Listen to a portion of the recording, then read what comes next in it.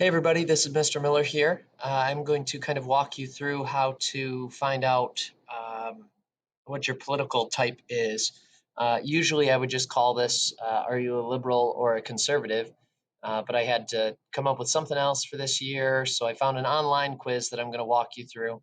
If you are able to do all these on your own, that's perfectly fine, but I would probably still watch this video just to make sure that you know what some of these things are asking. So I'm going to kind of explain them as we go. Some of them are going to be self-explanatory. Some of them are not. So I would take the time to watch this video. You could even put this video on in the background and just listen to it while we go through this. So everybody should have clicked on the link in Buzz to get to the political typology quiz, which is from Pew Research. They put this out a couple of years ago. So we are going to start with next. That's our first step there. There's 17 questions, so we're going to go through each of them.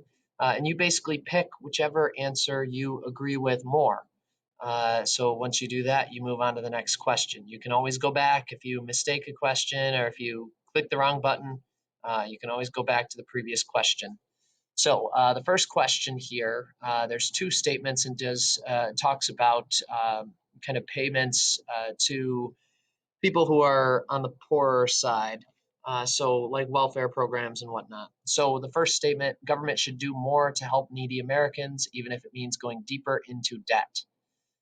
So if you agree with that, you click it. The other one, the opposite side, says the government today cannot afford to do much more to help the needy.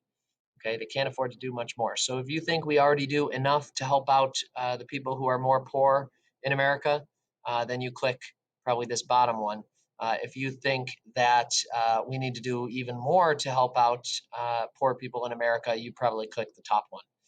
For the purposes of this, I'm just going to be clicking the top one every time because I'm not telling you what my political spot is, like I already said on Monday or Tuesday. So I'm just going to click the top one every time, and I don't know what it's going to come out as, but this may or may not be actually my view. So don't read into that. Okay, and once you're done, you click next. Next statement does kind of mention whether or not government is efficient or wasteful. So the first one says government is almost always wasteful and inefficient. So if you think that government wastes money and wastes time, and it is a waste of time and money, you click that top one. If you think that government does a better job than people give it credit for, and you think that the government does a pretty good job of taking care of people and things get done in the government, then you would click that one. So you can take a second and think about that a little bit. Maybe you don't know, in which case just pick one of them, I guess. Or can you click next? No, oh, you can. This is awesome. If you don't agree with any of them, you just click next. Okay, and then I think it'll be okay. It might come back and you might have to go back through and answer some of them in the long run. But you probably could just click next if you don't agree with either of them or if you're not sure. Question number 3. The first answer is the best way to ensure peace is through military strength. And then the next one is good diplomacy is the best way to ensure peace. So the first answer kind of mentions, okay, do you think that we should have a really strong military, and the strong military is the way that we get our strength in the world, kind of by force rather than through peace. The bottom one says, oh, we need to have diplomacy. We need to be working with other countries and having peace conversations with them. And that's the best way that we're going to make sure that we have peace in the world. So that is either answer. To just test this out, I'm not going to pick any of them because let's say, oh, I don't really know if we should have a smaller military or if we should have more diplomacy or anything like that. I don't quite know. So I'm going to click next and not pick. Now, question 4, which of the following statements come closest to your view? Racial discrimination is the main reason why Black people can't get ahead these days. So that idea would be kind of the idea that there are issues in place in our society, racial discrimination, racism, that's kind of underlying everything. And that's the reason why a lot of minorities, specifically in this case, Black people, can't get ahead or get anywhere in life in America. The bottom view says Black people who can't get ahead in this country are mostly responsible for their own condition. So that would say people who are African American people. There's nothing really preventing them from achieving things in this country. It is just their own responsibility to achieve as high as they can achieve. So that would be a question. Again, I'm just picking the top one because that's what I'm doing. So you can go ahead and pick whatever you think there. This is kind of a hot topic nowadays. You might remember that, or you might know about that from watching the news. But I'm going to pick the top one there just because I'm picking the top one. Next one, question 5. Government regulation of business is necessary to protect the public interest. So that's saying, the government needs to regulate businesses in order to protect people. Businesses take advantage of the people, and government regulation makes it so that they can't do that. So that would be the perspective there. Next one, government regulation of business usually does more harm than good. Okay, government regulation of business usually does more harm than good, meaning that the businesses are restricted by the government, and it makes it so that they cannot function at all. So that would be a good question to ask yourself. So pick whichever one you agree with more, and then I'm not going to pick any on that one. Question number 6, which of the following statements comes closest to your view? This one has to deal with LGBTQ plus individuals and issues. So first one is homosexuality should be accepted by society. And then the bottom one, homosexuality should be discouraged by society. So whatever you think on that one, you go ahead and pick. Again, I'm just picking the top one. Next one, question number 7. Which of the following statements comes closest to your view? The first one says business corporations make too much profit. And then the bottom one says most corporations make a fair and reasonable amount of profit. So that basically means that, it's talking about businesses maybe taking advantage of their workers and keeping all the profits to themselves. That's kind of the top one. If you pick the bottom one, you're saying, most businesses are pretty fair. And when they get profit, they give it out to other people and they share it with other people through charities, through bonuses to their workers, through all that stuff. But again, I'm just picking the top one. Number eight. If you're hearing that, my blind in my room just shot up like a rocket, and it shocked me. It's like, what just happened? Anyways, unimportant. You can't see that because my video camera is not on currently. Anyways, which of the following statements comes closest to your view for question number 8? Stricter environmental laws and regulations cost too many jobs and hurt the economy. Okay, so that's saying that the environmental laws are hurting our jobs. They're making it so that businesses can't function. They're making it so that workers can't do their jobs. So that's what they're saying. The bottom one says stricter environmental laws and regulations are worth the cost, meaning that the benefit outweighs the cost. That essentially means that by helping out the economy, you're counteracting all the bad stuff with climate change and whatnot, and that is worth losing a few jobs over. Again, I'm just picking the top one. So whatever you want to pick there, you pick. Question number 9, halfway through. Which of the following statements comes closest to your view? Immigration. Okay, hot topic. Immigrants today strengthen our country because of their hard work and talents. So this is a pro-immigration stance, saying that, immigrants are valuable and they add a lot to our country. The bottom one, immigrants today are a burden on our country because they take our jobs, housing, and healthcare. Okay, kind of an anti-immigration perspective, kind of don't like immigration perspective at the bottom. So I'm going to pick the top again, just because I'm picking the top. Okay, question number 10. This has to deal with poverty. Poor people today have it easy because they can get government benefits without doing anything in return. Okay, this would be a position saying that the government hands out a lot of stuff to people who are poor, and they don't have to do anything to get those things, anything to get those benefits. They might abuse those benefits. That's what they're saying. The bottom one, poor people have hard lives because government benefits don't go far enough to help them live decently. So the government actually should probably spend more money on poor benefits, okay, like welfare benefits and whatnot, because the government does not give enough for that. So that would be something to pick. I'm going to pick the top one because, again, I'm picking the top one. Okay, economics. Who does economics help? The first one, the economic system in this country unfairly favors powerful interests, meaning only the most powerful people are benefited by the economy. I'm sorry, that was a yawn. I apologize. The economic system in this country unfairly favors powerful interests. The powerful people are the only ones who benefit, okay, benefit from the economy. They make all the money. The bottom one says the economic system in this country is generally fair to most Americans, meaning that most Americans have a fair shot at making money and earning money the hard way, and the economic system is not pivoted or I guess pinned against them. So again, I'm picking the top one. Number 12, almost done. Our country has made the changes needed to give Black people equal rights with white people.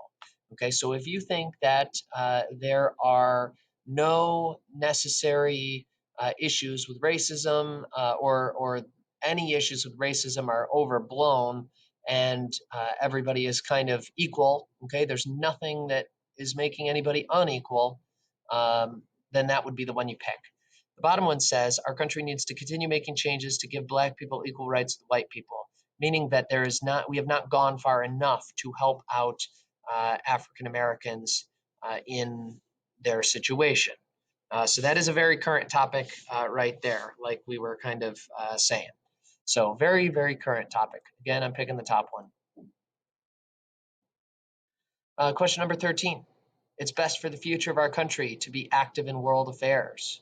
Okay, what that means, we've got this idea that we need to, as a country, as America, be involved in other countries' issues. The bottom one says we should pay less attention to problems overseas and concentrate on problems here at home.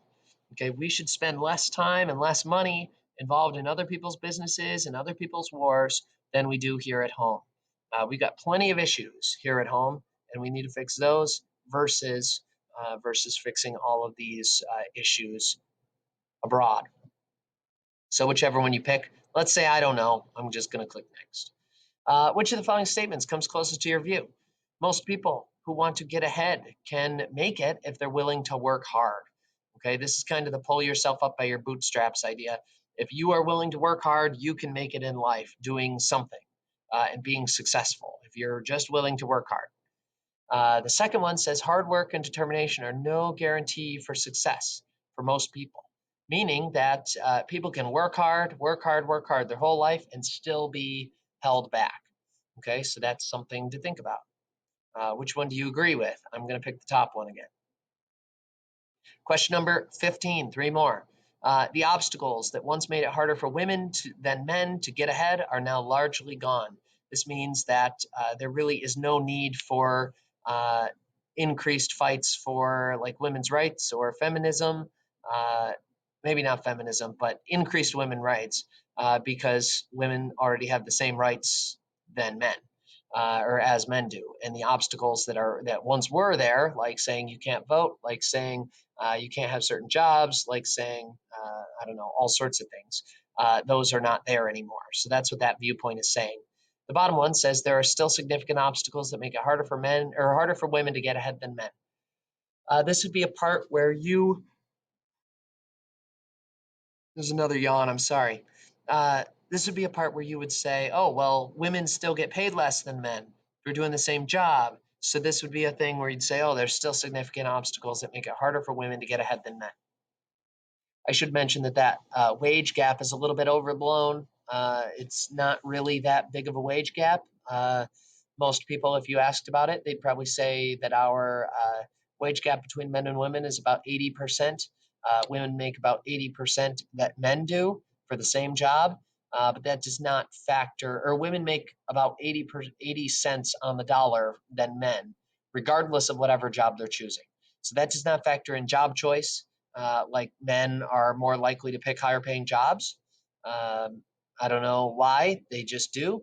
And when all those things are accounted for, also men are more likely to work more hours than women are.